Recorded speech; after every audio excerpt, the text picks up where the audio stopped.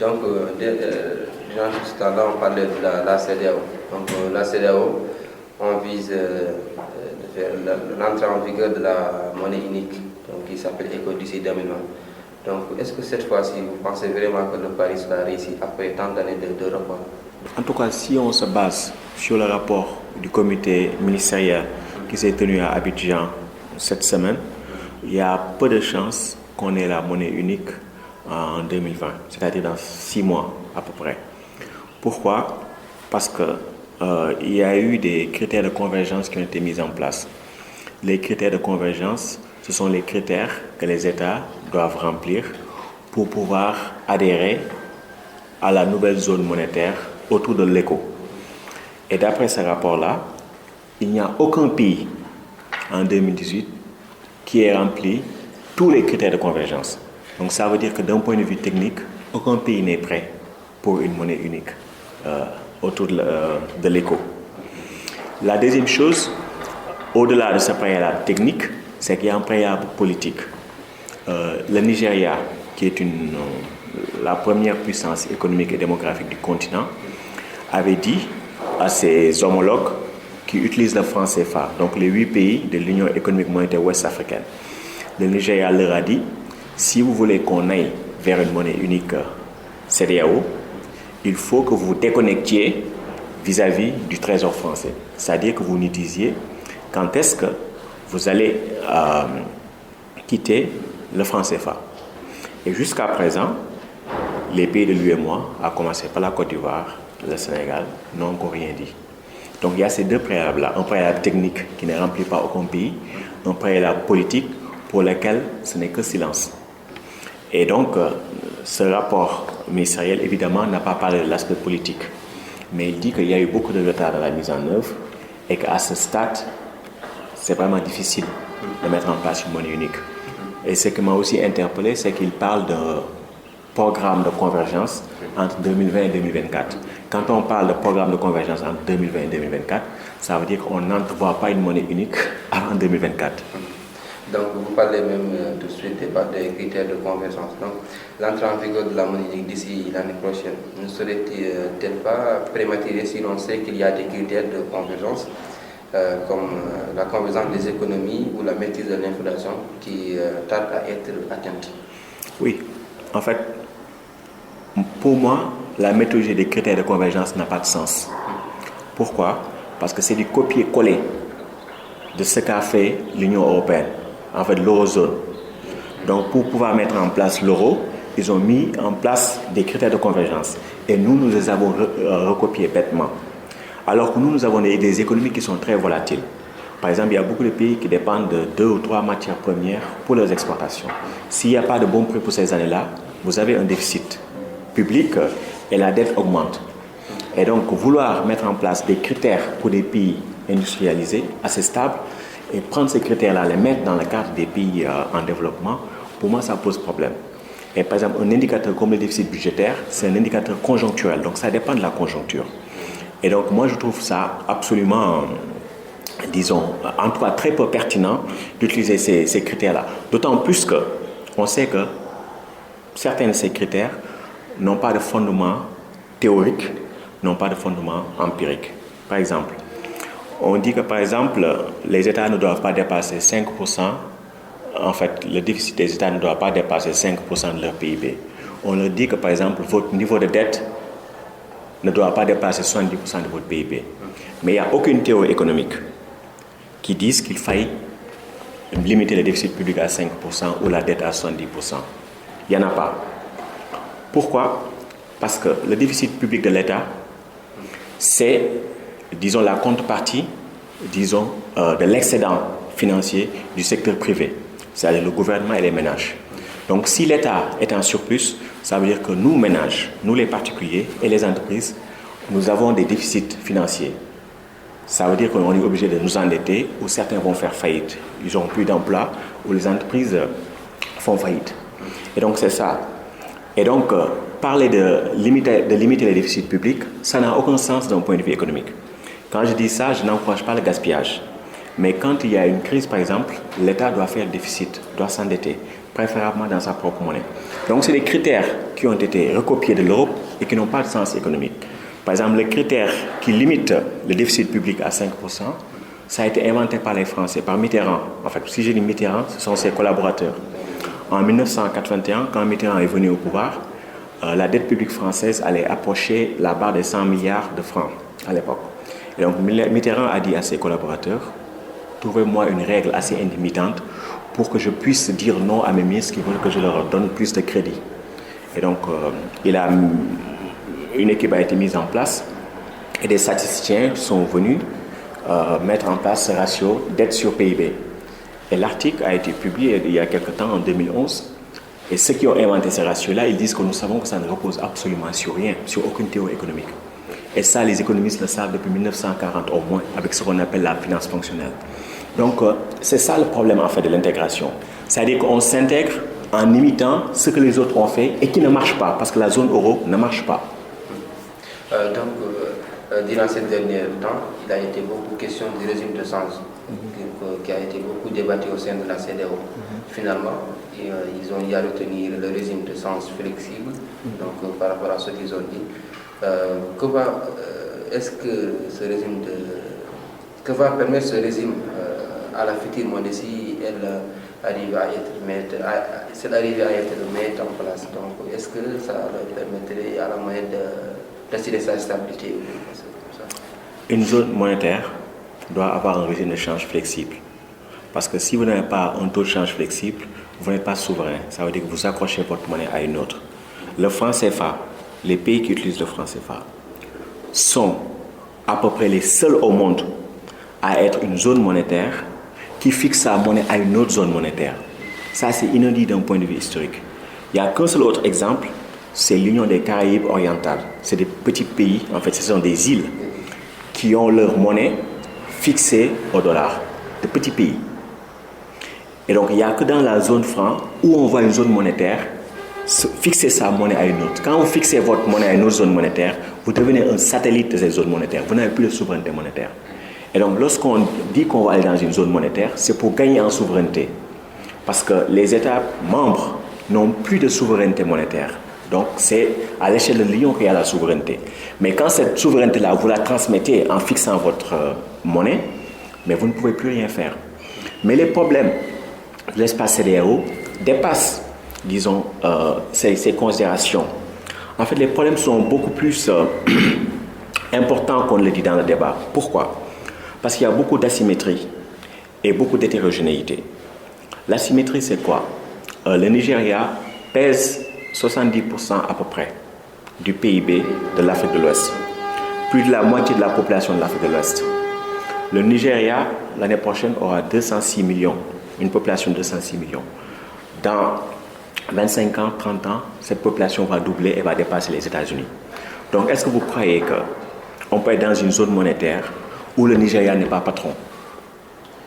Donc, il faut régler cette question politique-là. La deuxième chose, c'est que le Nigeria est un pays pétrolier. Donc, quand les cours du pétrole sont bons, la conjoncture est bonne pour le Nigeria. Mais en même temps, la conjoncture ne va pas être très bonne pour au moins 10 autres pays qui sont importateurs nets de pétrole. Donc, ça veut dire que les cycles ne seront pas synchrones. Quand c'est bon pour le Nigeria, ce n'est pas bon pour les autres. Alors que dans une zone monétaire, ceux qui doivent partager la même politique monétaire d'échange, c'est ceux qui ont des cycles qui sont synchrones. Donc, ça veut dire qu'il y a un problème. Donc, à la limite, qu'est-ce qu'on peut faire pour avoir la même politique monétaire d'échange? C'est ce qu'on appelle le fiscalisme budgétaire. C'est-à-dire qu'on doit avoir un trésor fédéral en Afrique de l'Ouest. Pour que, si par exemple la conjoncture n'est pas bonne pour les pays non pétroliers, le trésor fédéral va venir avec des moyens pour dire vous ne pouvez plus utiliser la politique d'échange, vous ne pouvez plus utiliser la politique monétaire, mais on va vous donner de l'argent, comme ça vous allez vous relancer. Parce que lorsque vous êtes en crise, vous devez ajuster votre monnaie. Mais quand vous êtes dans une zone monétaire, vous ne pouvez pas utiliser la politique monétaire et d'échange pour vous ajuster. Donc il faut quelque chose qui compense. Et ce qui compense, c'est ce qu'on appelle le fiscalisme budgétaire, comme aux États-Unis. S'il y a peut-être un problème dans un État parce qu'il y a une inondation ou quelque chose, un tremblement de terre, l'État fédéral vient avec ses milliards de dollars pour aider. Parce que cet État-là n'a pas de politique monétaire et d'échange autonome. Mais ça, ce n'est pas prévu dans le cadre de la CEDEAO. Et lorsque vous n'avez pas ça, quand il y a une crise, c'est ce qui se passe en Grèce, au Portugal, etc. qui va se passer.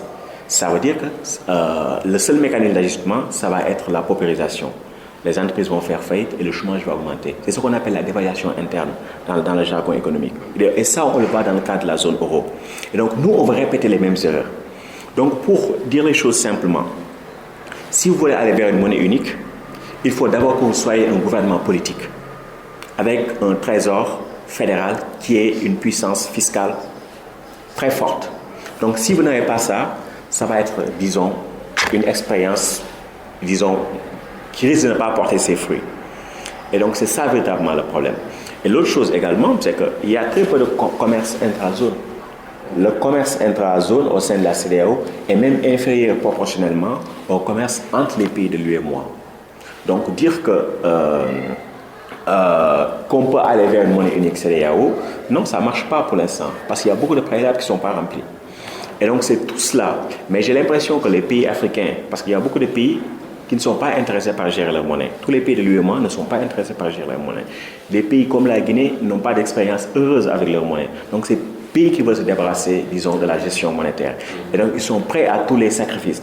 Alors que la monnaie, c'est un instrument fondamental. Parce que si vous avez un instrument qui contraint l'instrument le plus important, parce que l'instrument le plus important, c'est le budget. Mais si vous ne pouvez pas utiliser votre budget comme vous le voulez, parce que le système monétaire vous contraint, donc vous condamnez votre pays à être pauvre. Et c'est ce qui se passe dans le cas des pays du franc CFA. C'est pourquoi, pour moi, autant le CFA est une monnaie dont il faudrait se débarrasser au plus vite, mais la monnaie unique CEDEAO n'est pas l'alternative d'un point de vue économique au franc CFA.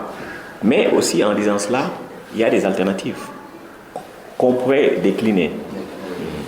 D'accord. Voilà. J'ai une question, si vous me le permettez. Alors, voilà, je veux savoir qu'on parle d'une monnaie unique des pays de la BCEAO. Alors, on sait que ces monnaies ont une compétitivité tellement double dans le marché international. Alors, quel est l'intérêt, en tout cas, des pays de la BCEAO quand ils forment une monnaie unique dans le marché international, sur le marché international?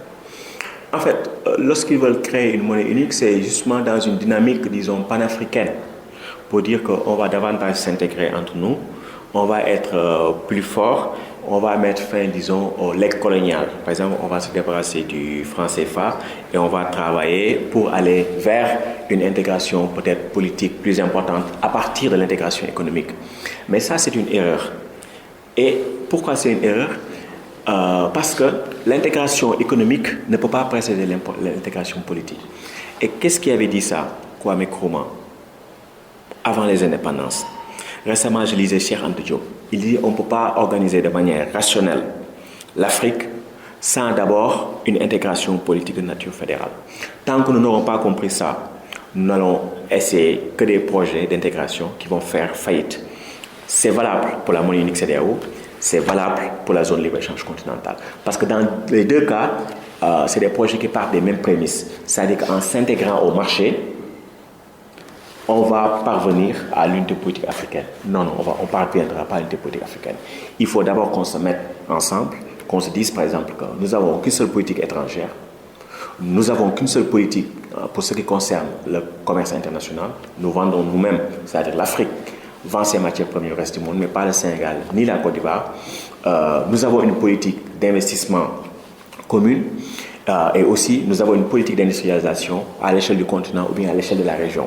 Ça, c'est le schéma panafricaniste. Mais actuellement, qu'est-ce qui se passe? Autant pour ce qui concerne la zone libre-échange continentale que la monnaie unique CEDEAO. Les États libèrent leurs instruments d'action. Vous n'avez plus de monnaie. Vous ne pouvez plus utiliser les tarifs et les barrières non tarifaires pour vous industrialiser. Mais qui utilise ces instruments-là? Personne. Parce que si c'était un État fédéral, le Sénégal n'aurait plus ces instruments-là, mais l'État fédéral aurait ces instruments-là. Mais là, ces instruments n'existent plus pour personne. Donc, on s'intègre comme ça aveuglément dans le marché mondial.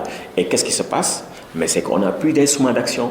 Donc, on va dire que le Sénégal est une démocratie, mais on va dire on ouvre tel budget pour la santé. On vous dit que ce n'est pas possible parce que vous devez on doit gérer la monnaie de manière orthodoxe et on ne vous permet pas ce budget-là. Vous devez limiter votre déficit à tel.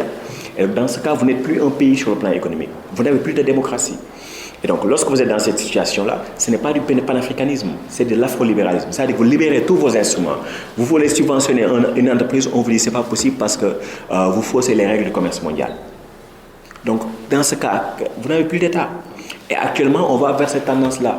Les gens libèrent les instruments tarifaires et non tarifaires, on libère l'instrument monétaire, le budget est contrôlé par les FMI, mais après vous n'êtes plus un État. Donc qu'est-ce qui se passe?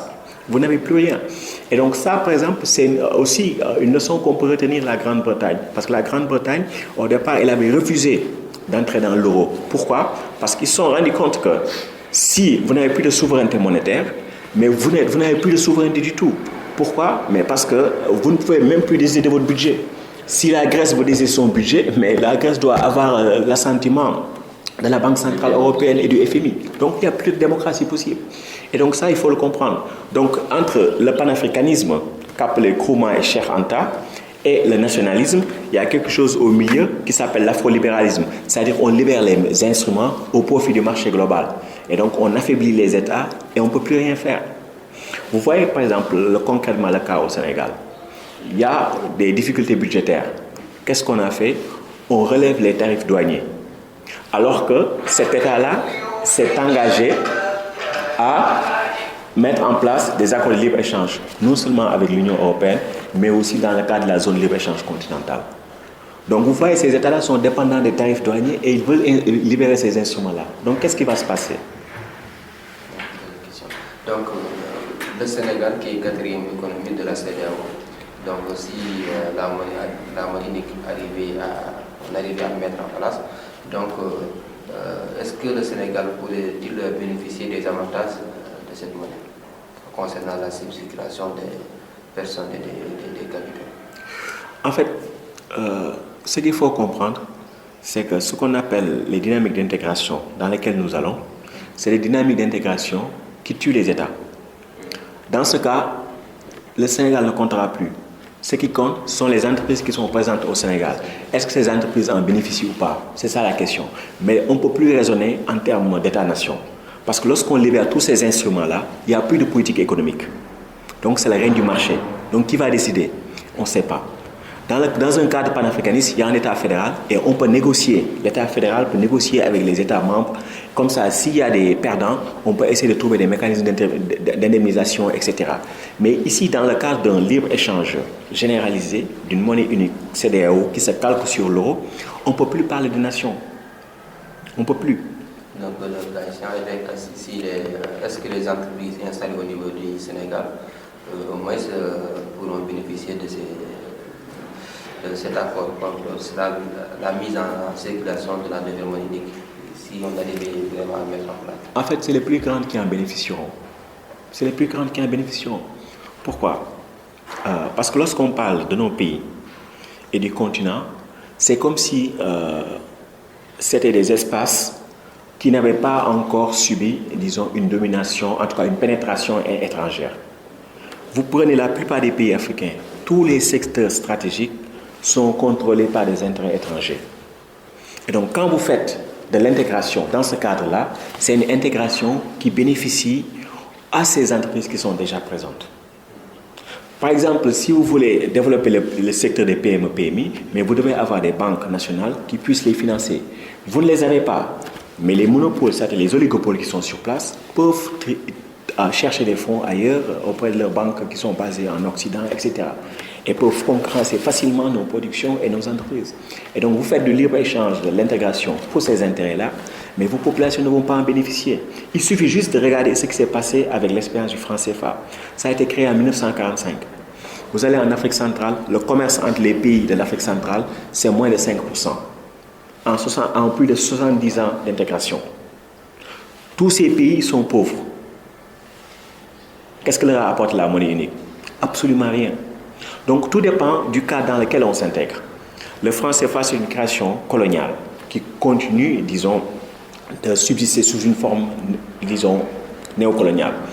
La monnaie unique CEDEAO, la zone de libre-échange continentale, c'est une forme d'intégration dans le marché mondial, mais c'est, disons, si vous me permettez l'expression, une forme de colonialisme démocratisé. c'est-à-dire qu'on est là, venez piller, les règles du jeu sont les mêmes pour tout le monde. C'est un peu ça. Monsieur Sambatoula, merci. Donc, je laisse la place à vous. Merci. En tout cas, les réponses ont été vraiment pertinentes. Voilà, moi, j'aimerais aborder un tout petit peu la CELECAF, donc Zone de libre-échange continentale africaine. Et puis voilà, elle est officiellement rentrée en vigueur le 30 mai passé. Bon, je vais parler concrètement pour le Sénégal, parce que déjà, il y a beaucoup de pays, actuellement, il y a 22 pays qui ont ratifié. Maintenant, pour le Sénégal, est-ce que réellement cette zone sera vraiment intéressante pour le Sénégal, ou bien le Sénégal a-t-il des actes dans cette zone? En fait, pour moi, lorsqu'on parle de zone de libre-échange, on ne peut plus raisonner en termes d'État.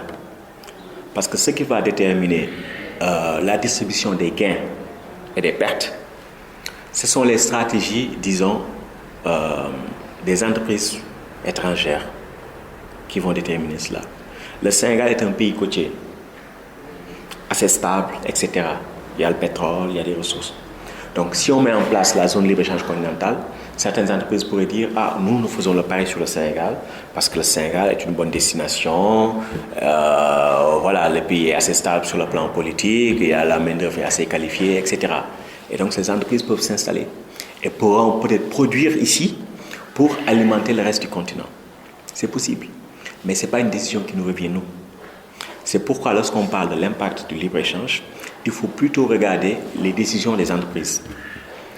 Parce qu'il y a deux choses qu'il faut voir. Il y a des produits qui peuvent venir de l'étranger, qui pourront aussi bénéficier de la zone libre-échange continentale. Pourquoi? Parce que si on prend le cas de l'Afrique de l'Ouest, il y a des pays qui ont signé des accords de libre-échange avec l'Union européenne. Par exemple, le Ghana et la Côte d'Ivoire ont signé des APE intérimaires. Et dans ces APE intérimaires, il est dit que la clause de la nation la plus favorisée doit être activée. La nation la plus favorisée, ça veut dire quoi? Quand le Nigeria, quand le Ghana et la Côte d'Ivoire concèdent des préférences commerciales à un pays donné, ces pays seront obligés de concéder les mêmes avantages tarifaires à l'Union européenne. Dans le cas de la zone libre-échange continentale, c'est 90% de libéralisation. Dans le cas de l'APE intérimaire, c'était 80%. Donc ça veut dire que la Côte d'Ivoire et le Ghana, en principe, devront donner les mêmes avantages à l'Union européenne. Donc vous voyez, donc ça va créer un contexte très difficile.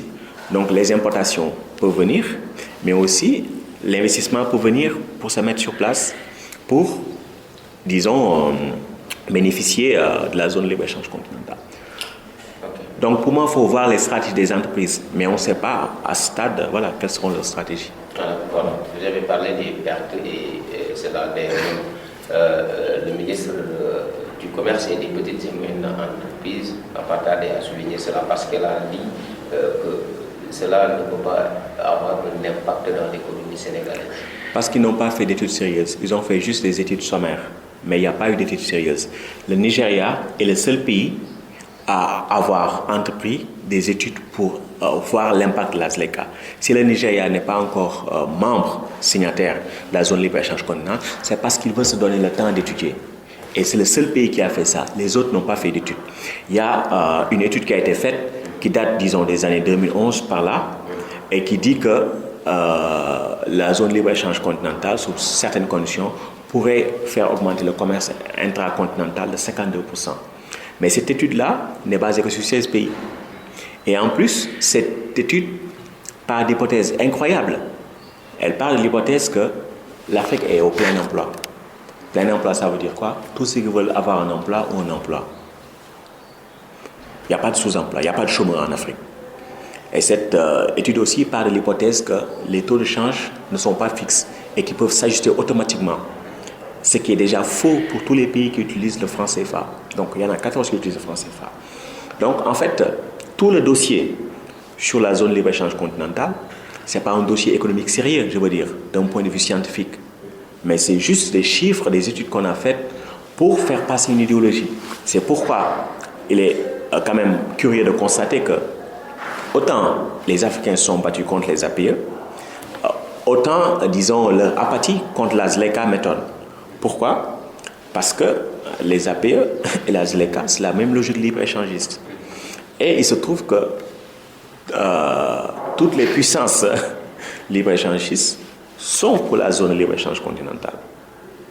L'Union européenne est totalement favorable. La Chine, les États-Unis, l'OMC, tout le monde est totalement favorable à la zone de libre-échange continentale. Et donc, c'est ça le problème. Donc, une fois de plus, la zone de libre-échange continentale, comme la monnaie unique CEDEAO, c'est des projets qui s'inscrivent dans l'afrolibéralisme. Donc, le modèle panafricaniste, c'est autre chose. Et ça a été décrit très bien par Kroman et Cheikh Anta Diop. Le modèle panafricaniste, c'est de dire qu'il faut d'abord l'intégration politique. C'est-à-dire qu'on se met d'accord. On vend nos matières premières à l'échelle du continent pour avoir de bons prix. Et ces bons prix qu'on obtiendra permettront de financer l'industrialisation du continent. Ce n'est pas la Côte d'Ivoire qui s'industrialise, le Sénégal, le Cap-Vert. C'est à l'échelle du continent qu'on voit quelle marge de manœuvre nous avons pour nous industrialiser, quelle zone doit être spécialisée dans quoi, etc. Donc il y a une planification au niveau continental. Mais dans le cas de la zone libre-échange continentale, il n'y a pas du tout de planification. C'est le règne du marché. Et donc le règne du marché, c'est le règne des plus forts. Et donc, je me permettrai aussi de rappeler qu'on n'a jamais vu de zone de libre-échange entre des pays pauvres et de surcroît produisent que des matières premières pour l'essentiel. Généralement, ceux qui veulent le libre-échange, c'est d'abord des pays industrialisés.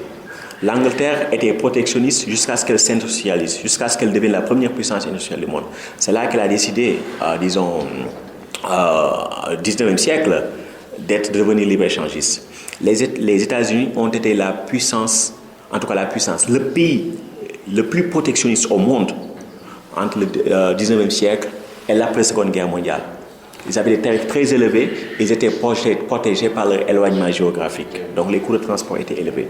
On n'a jamais vu historiquement de pays qui se soient développés par le libre-échange.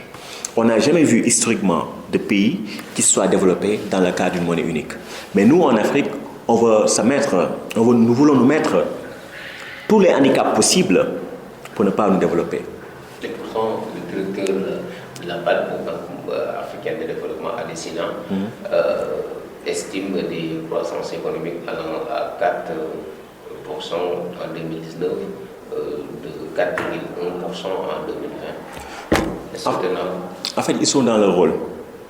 Ils sont dans leur rôle.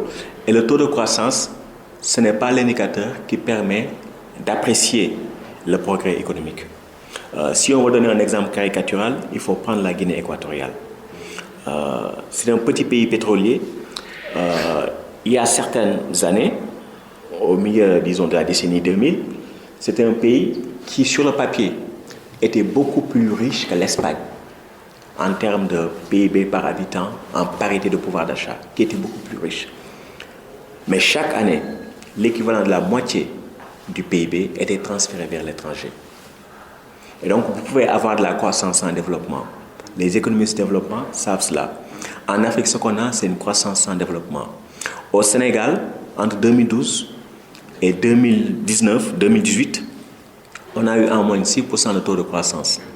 Et le secteur formel a créé 0 emploi net. Quand je dis 0 emploi net, ça veut dire emploi créé, moins emploi détruit, 0. Et donc, vous avez 6% de croissance. Donc, cette croissance rime à quoi? En fait, c'est une croissance qui est tirée par l'endettement, qui est tirée aussi par les infrastructures qui sont réalisées par de grandes entreprises. Et donc, qu'est-ce qui se passe? C'est que maintenant, chaque année, les revenus que nous payons au reste du monde, c'est-à-dire les intérêts sur la dette, les rémunérations des travailleurs expatriés et aussi les rapatriements des profits, augmentent depuis 2012. Et donc, c'est le type de croissance qu'on a. Donc, dire que vous avez 4% de croissance, 5% de croissance, ça ne rime absolument à rien. Mais une fois de plus, ces gens sont dans le rôle et ils pensent tous de la même manière. C'est pourquoi il est difficile de faire entendre un autre type de raisonnement. Ok, voilà, c'est bien. Donc, j'imagine bien que vous avez pu entendre le ministre du Commerce parler, en tout cas, que le Sénégal est candidat en ce qui concerne le secrétariat de la ZLECA. Donc, est-ce que ça, c'est une très bonne chose ou bien... Bon, je pense que c'est des enjeux de positionnement diplomatique, etc. Je n'ai pas vraiment commentaire à faire là-dessus. Alors, en ce qui concerne les jeunes, donc vous avez l'Afrique est partenaire avec la Chine en termes d'échanges. Tout récemment, le forum sur les essences entre sino-africains donc, en a eu lieu. Alors, c'est ces zones, ces multiples zones entre l'Afrique et l'Afrique qui veut créer en elle-même une zone particulière. Donc, est-ce que ça ne peut pas, en tout cas, retarder un tout petit peu l'économie, en tout cas, de l'Afrique? Non, les Chinois, de plus en plus, commercent beaucoup avec l'Afrique. Et donc, il y a des aspects bénéfiques, il y a des aspects moins bénéfiques. Et les Chinois voient très bien la zone libre-échange continentale. Parce qu'eux-mêmes, ils ont le projet, comme on appelle, Belt and Road Initiative, la nouvelle route de la soie.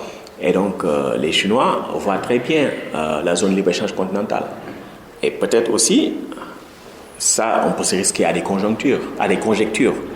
Il se peut que l'Afrique continentale devienne une annexe de la Chine. C'est possible, une périphérie de la Chine. Et la zone libre-échange continentale pourrait permettre cela. Tout dépend de l'option que nous prenons. Si c'est une option panafricaniste, ça n'aura pas lieu. Si c'est une option afro-libérale, c'est un scénario qui est possible. Et ce qui est aussi intéressant avec la Chine, c'est que, d'un point de vue monétaire, les paiements que les Africains font en direction de l'Asie se font généralement en dollars. Alors que les pays africains, généralement, commercent très peu avec l'Amérique du Nord. L'Amérique du Nord ne représente que 10% des paiements africains vers l'extérieur. Alors que le dollar représente 45% des paiements vers l'extérieur, des paiements africains vers l'extérieur. Qu'est-ce qui explique cela? Ça veut dire que le commerce asiatique, afro-asiatique qui augmente, passe de plus en plus par le dollar. Et donc les Chinois ne veulent plus utiliser le dollar dans le commerce avec les pays africains. Donc qu'est-ce que font les Chinois? Ils vont voir les banques centrales et leur disent essayons d'avoir des accords monétaires. Vous acceptez de prendre notre monnaie, le renminbi, comme réserve, et j'accepte aussi de prendre votre monnaie comme réserve. Par exemple, c'est le cas avec le Nigeria. Le Nigeria ouvre un compte, disons, en Naira pour les investisseurs chinois, les commerçants chinois, et la Banque centrale de la Chine fait pareil. Et comme ça, ils ne passent plus par le dollar. Mais ce qui est extraordinaire, c'est que les Africains veulent mettre en place une zone de libre-échange continentale sans avoir la monnaie de leur commerce. Donc ça veut dire que, par exemple, si le Sénégal doit commercer avec le Kenya, on va payer en dollars. Et si le Sénégal doit commercer avec notre pays, Cap-Vert, on va payer en euros, etc. Est-ce que c'est ça qui va favoriser le commerce interafricain? Non, il faut que les Africains aient la monnaie de leur commerce. Et donc ça, ce sont des préalables. Mais les gens ne réfléchissent pas à ces aspects-là. Parce que qu'est-ce qui se passe si on continue toujours de nous facturer en dollars et en euros? Ça veut dire qu'il faut qu'on trouve ces dollars et ces euros. Et pour les trouver, il faudra vendre plus en dehors du continent que nous importons pour pouvoir permettre la croissance du commerce africain. Ou bien, si on est déficitaire, il faudra emprunter. Donc, dans les deux cas, ça va renforcer notre dépendance vis-à-vis du dollar et de l'euro. Donc, vous ne pouvez pas développer le commerce intra-africain en vous basant sur des monnaies étrangères. Et l'autre chose, c'est que les banques qui dominent le commerce intra-africain sont des banques étrangères. Et c'est des banques qui prélèvent des commissions importantes. Et ces commissions, sont aussi handicapantes que parfois les barrières tarifaires, etc. Et donc, si c'est préalable, on ne les résout pas, mais la zone de libre-échange continentale, va continuer toujours d'être problématique. Ça veut dire que ça va être une zone de libre-échange continentale, elle ne va pas être africaine. Pourquoi? Parce que ceux qui dominent ce commerce-là, les acteurs, mais ce sont les institutions étrangères. Et donc, tant qu'on n'a pas résolu cela, c'est juste une manière, comme j'ai dit, une forme de colonialisme démocratisé. Et donc, cette perspective-là, les gens comme Kourman l'avaient critiqué. Mais une fois de plus, pour nos États, il est beaucoup plus facile de dire que je veux aller vers la zone de libre-échange, je ne veux plus ma monnaie, mais on ne peut jamais dire que je ne veux plus avoir des ministres des Affaires étrangères, etc. Je ne veux pas me concerter avec mes voisins pour définir une politique commune d'industrialisation, une politique commune de vente de nos matières premières. Et puis voilà, la dernière question, donc, si vous me le permettez. Il y a certains qui soutiennent que la ZLECAf est un moyen pour le Sénégal, en tout cas, de renforcer ses politiques d'accompagnement du secteur productif, à savoir les industries, l'agriculture et les services. C'est faux. C'est faux. Pourquoi? C'est faux. Pourquoi? Parce qu'il y a une politique de concurrence. Donc ça veut dire qu'à un moment donné, si l'État veut favoriser certaines entreprises, on pourra l'attaquer pour lui dire que non, vous ne devez pas parce que vous allez fausser la concurrence internationale. Donc, avec la ZLECA, comme je vous ai dit, il n'y a plus d'État, il n'y a plus de démocratie. Pourquoi? Parce que c'est le libre-échange. Vous ne pouvez pas subventionner certains secteurs parce que vous avez signé des accords. Vous ne pouvez pas mettre en place des tarifs, etc., sauf peut-être pour un nombre limité de produits, parce que c'est des accords que vous avez signés. Donc le libre-échange, mais c'est la mort de l'État-nation. Donc c'est pourquoi il ne faudra même plus raisonner en termes d'État-nation. Mais quelle entreprise gagne, quelles sont les entreprises qui perdent, quels travailleurs gagnent, quels sont les travailleurs qui perdent. Mais l'État-nation n'existe plus dans ce cadre-là. En fait, il faut regarder un peu ce qui se passe en France avec les Gilets jaunes. C'est un peu ça. Quand l'État n'a plus aucune souveraineté sur les instruments de politique économique, il n'y a que deux leviers qu'on peut utiliser. C'est-à-dire baisser les salaires et augmenter les impôts.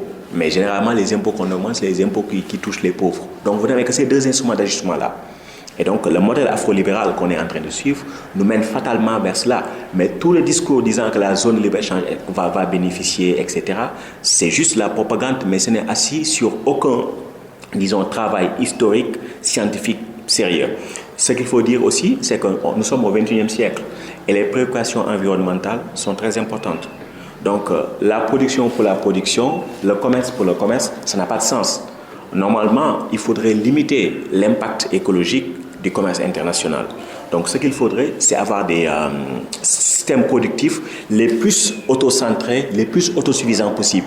Comme ça, on limite le commerce. Parce que plus de commerce, c'est plus de CO2. Donc, on détruit l'environnement. Donc, normalement, si on est dans le logiciel du XXIe siècle où on prend en compte les préoccupations environnementales, le commerce pour le commerce ne doit pas être une fin en soi. On doit commercer parce que ça correspond à des besoins objectifs. Et voilà. Mais commercer pour le commerce juste pour obtenir du profit, ça va aux antipodes, disons, de toute perspective écologique responsable actuellement.